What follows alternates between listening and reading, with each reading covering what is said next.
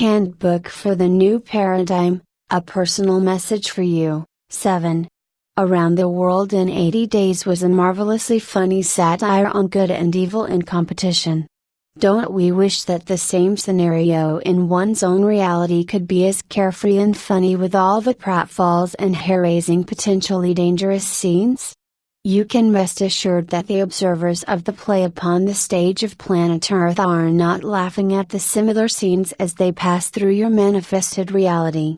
Instead, they watch through detached wisdom, knowing that the ending will be a positive one, but with concern for how many awareness points shall move with the ascending transformation process and how many will be left behind to be shepherded through the process of another opportunity. It shall be a great relief to these when the Earth experience in this particular point of focus will have been completed.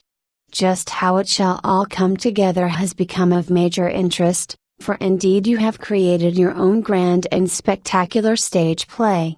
The storyline is quite unique, something like the Perils of Pauline of the Galaxy. It is noted that the terms of universe and galaxy are tossed about with abandon, and you find yourself puzzled in attempting to correlate these into a meaningful third-dimensional understanding. In truth, this is not quite possible, but we shall make an attempt at doing so. Galaxy refers to the flow of manifested reality around a center of focus. Universe refers to the focused intent of coagulation of energy that in your terminology lies behind and supports this manifested reality. There are universal laws that allow for the creation and maintenance of this galaxy. Since you're a part of this galaxy, you have named Milky Way, then if you are to experience in harmony within it, you must live within these laws. In this case, you are like children playing pin the tail on the donkey, for these laws have been withheld from you and you are left to discover them by trial and error. Right now, you are far into the error process. Is this how it has been ordained for you to learn them? Indeed not.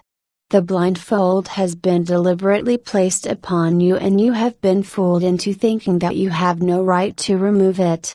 The blindfold is the game of deception in which you are enticed to look where the magician deliberately presents action for you to watch while he supports it with motions you do not perceive. Your attention is focused on what you think is the only action. Fortunately, not all the audience is fooled. They watch you and wonder why you do not see the process the magician uses. The fact is, they wonder why you are now at a stage where you only perceive his spotlighted action and do not even see the magician. You are so mesmerized that indeed the supporting motions to the actions are no longer even hidden. They proceed all around him on the stage and still you see none of them. How is this possible? By hypnotizing the conscious mind. Luckily, there is another part of the mind that is beyond this conscious thinking. Your psychologists call it your subconscious mind.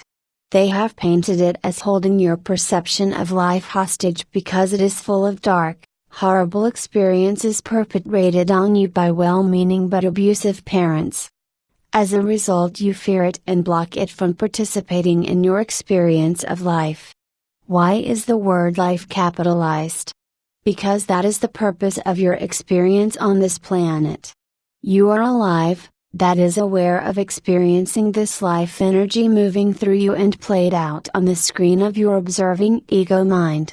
Ah, the ego, the devil of your existence, or so you have been led to believe. Anyone acting in a pushy manner is being egotistical. His ego has him by the necktie and is causing him to misbehave according to the imposed social norms. He is controlled by his evil subconscious acting out through his ego, and he must be brought down a peg and that awful ego humbled into compliance. The successful businessman is successful because his inflated ego runs amok over others and snatches success from the hands of the deserving underlings, etc., etc. Need I go on painting this picture of sleight of mind? What then is the true picture? If there is no ego, there will be no awareness of the manifested experience. The ego is your tape recorder. It is the observer of your thoughts, wants, needs and desires. It takes these thoughts in a type of robotic focused format, and this allows them to manifest into circumstances and situations that create your experience. It literally filters your thoughts, feelings and desires and causes them to coalesce into manifested experience. It is a process, not an entity. It is a process over which you have complete control, if you can take charge of thoughts, feelings and desires and actively direct them toward what you want to experience. These thoughts must be relatively depictive. For example, if you simply focus on change then expect chaos within your life, for that will be the change you create until you decide upon some more precise idea of what you want in your experience. The process of how this works involves a universal law called attraction. Once an idea is formed with a positive understanding that it is possible, then the ego holds this picture and completes the process through positive, negative polarity energy. Through the action of the law of attraction and the malleable nature of the potential of an idea actually coming into your experience, it does.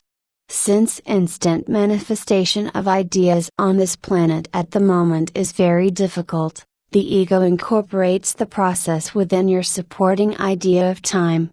If you are unable to remain focused on your desire of a certain experience, then oftentimes you deny yourself that desired experience. There is a comment in your Bible regarding praying amiss. Since that which you refer to as God is creative in nature, whenever you are focusing your desire in a sincere manner for an experience, then you are in constant prayer, for you are within this creative, expansive expression that originates within the source of your existence.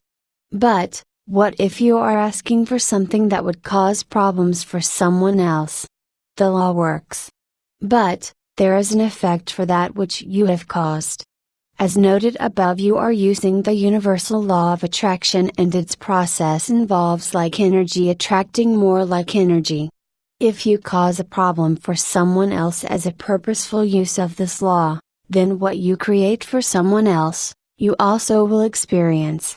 It is like two sides of the same coin. One is presented to the other person and one is presented to you. If you are serious in attempting to understand this law, then if you dare, look at the events that you have already experienced and you will see that this has been the case many times.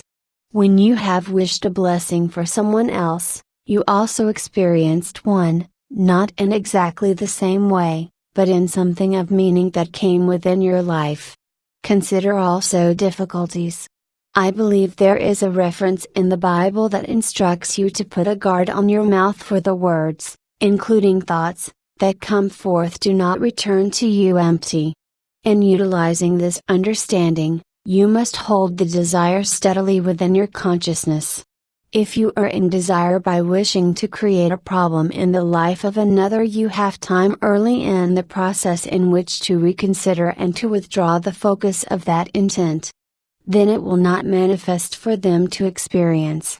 Emotion, strong feelings, can increase the potential of manifestation and hurry the process, whether it is for your own good experience or for another one.